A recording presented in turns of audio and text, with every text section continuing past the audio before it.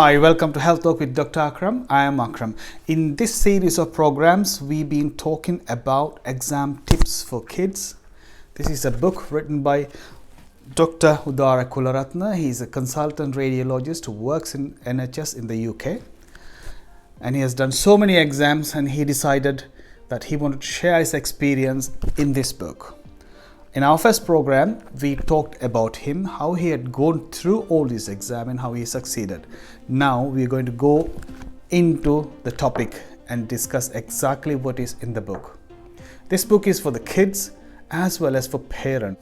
In our home studio, Udara is here with me. Udara, thank you very much for being with us. That's exactly right. Thanks for having me, Akram. Okay, let's talk about your book, Udara, Exam Tips for Kids. This is not your first book. Exam Tips for Kids is my first non-fiction book. I've written a couple of other poetry collection and another fiction book. And you have a song as well. I've written a few songs as well in Sinhalese, yes. And they are played in Sri Lankan radio stations? Some of them are, yes. There's one called Satkulu Matin, and there's another one called Tata. Those two are. And who sings your songs? So the song Tata is sung by actually two artists. One is Kitsiri Jayasekara, and there's another version that is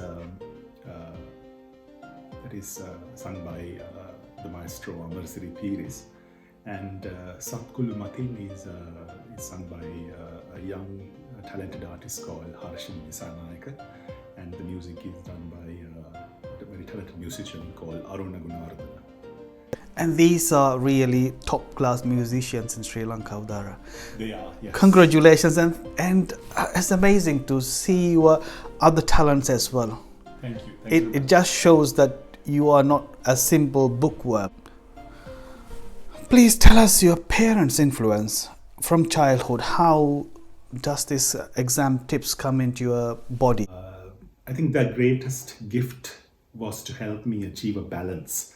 They showed that if I focused for a short period of time when studying, I could have hours and hours of playtime.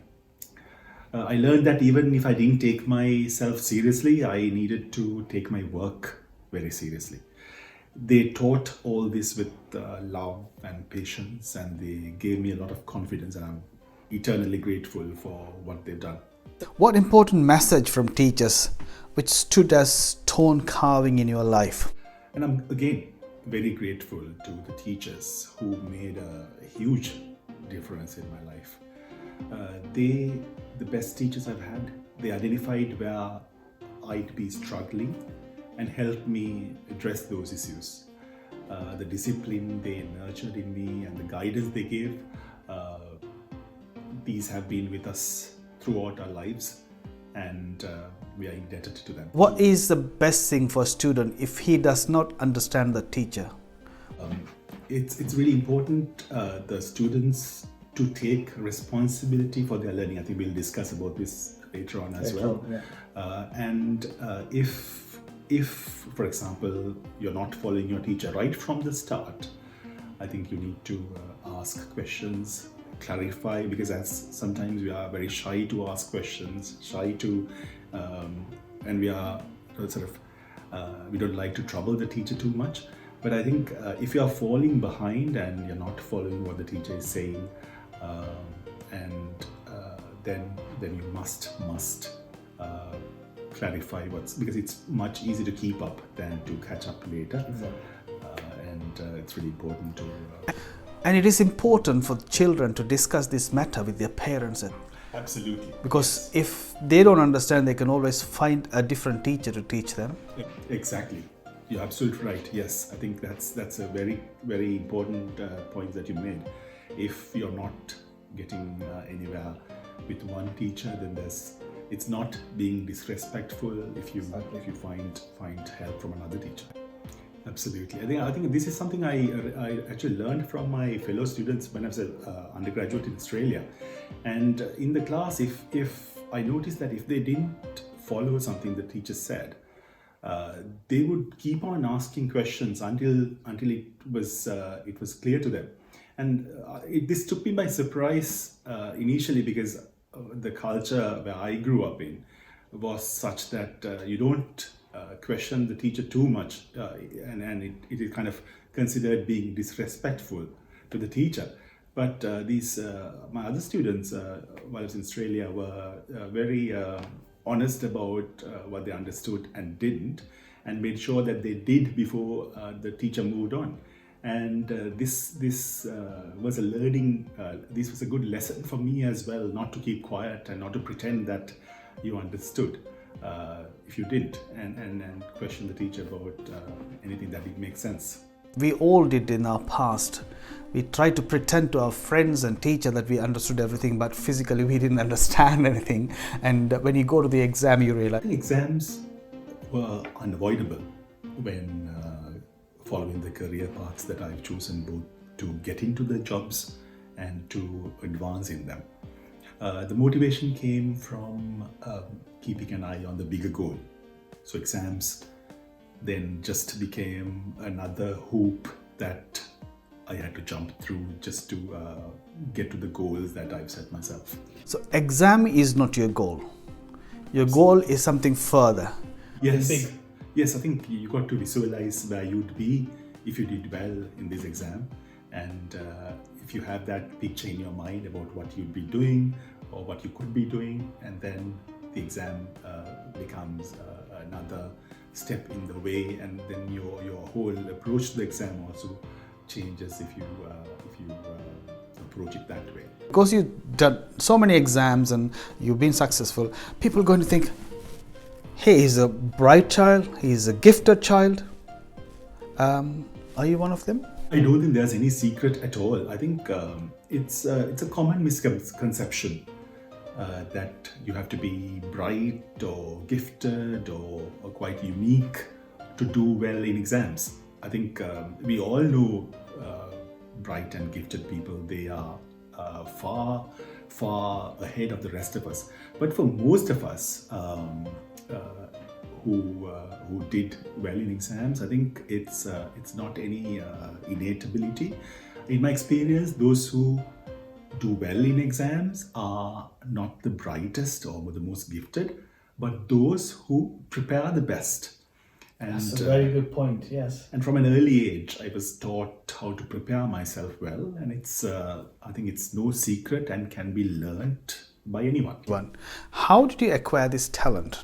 When we look at individuals who are good at what they do, say a famous sports person or a famous violinist or someone who's a good quizzer, we marvel at their talent. And what we don't see is the effort that they put in to acquire that talent and to maintain it. So talent is something that can be acquired. I think that's very important to remember. And the talent is not innate, so it's not comes in your body. You can still develop it, and you can. Exactly. I think there's a certain element of it that's natural to individual human beings, but the vast bulk of it is something that can be acquired with hard work, learning from your mistakes, and practice. To believe in oneself, how important, how you develop that? I think sometimes we blame ourselves too much. I think we need to let ourselves off the hook by accepting our current situation, thinking about the times we've been successful in the past, and approaching everything with a positive attitude. I think we can all start believing in ourselves and in our ability to do better. How to understand one's inner motives at young age? That's a difficult thing. It is. I think motivation doesn't come naturally to everyone. Certainly it didn't come to me. When we are young, all we want to do is play. And that's when some guidance, for example, parental guidance or guidance from our dear teachers can help. I think at a very young age, we are not really sure about how to manage our time or what's important, what's not. And that's when some care and guidance and advice from the adults in our lives can really help to guide us through that sort of difficult period. I mean, I had a similar experience when I was very little. My mother used to give me some work to do, and if I've done that, like for example a past exam paper, and if I've done that, then I could play as much as I want. So one day I had a favorite TV program at I think 6 o'clock in the evening, and one day I hadn't done the work, and I sat down to watch this program. I think it was William Tell, I think, and she, I think, cheekily waited till 6 p.m.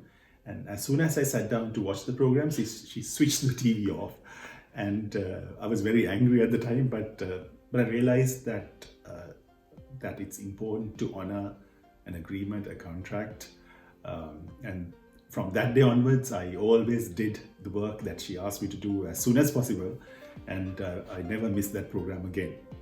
But it's something like it doesn't matter how expensive, how the better car you have. If your car is slightly off track, that will go off track, isn't it? Exactly. I agree. Yes. Yeah, you can even have Maserati, you can have a Ford Escort. If they're slightly off track, both cars will go off. Yes. Until you make it correct. So children are same. Yes. At that age. Very good. Is this book for bright students who are successful in everything? There are some individuals we all know, someone like that. They seem to be naturally gifted, and they are successful at everything that they do without much effort. I don't think this book is for them. This book it's for the rest of us who believe that we can do better with targeted effort. And learning from mistakes, and believe that we can learn much from the success of others. So I think it's not for the super bright people. Udara, thank you very much for this episode. We talked basically about the overview of the book. We haven't gone very deep into the book. What we're talking today is exam tips for kids. This book is really important for kids as well as for the parents, written by Dr Udara Kularatne, available in Amazon at the moment. The next topic will be track yourself, how to track yourself on the right path to pass your exams. So thank you very much for being with us in this program. We'll see you in the next program. Until then, look after yourself.